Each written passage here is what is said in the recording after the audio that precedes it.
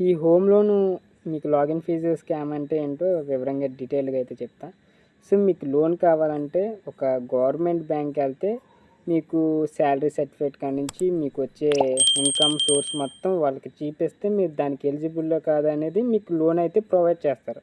అవి మనకు కాదండి, మీకు పబ్లిక్ సెక్టార్లో లోన్ కావాలంటే అవి మనలాంటి మిడిల్ క్లాస్ వాళ్ళకి అయితే కాదు. వెనకాల ఇన్కమ్ అంటూ ఉండాలి. అంటే గవర్నమెంట్ ఎంప్లాయీస్కే ఆ పబ్లిక్ సెక్టర్ లోన్స్ అనేవి గవర్నమెంట్ ఎంప్లాయీస్కే, మనలాంటి వాళ్ళకి కాదు. క్లియర్గా చెప్తున్నానండి.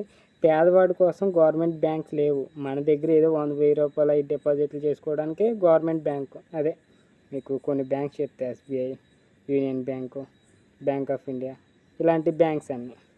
ఇవైతే మనకి సెపరేట్ వాళ్ళకి ఇన్కమ్ బేస్డ్ చూపిస్తాయి. అది గవర్నమెంట్స్ వాళ్ళకైతే చాలా ఫాస్ట్గా ఇస్తారు విత్ మన తక్కువ ఇంట్రెస్ట్ రేట్కి.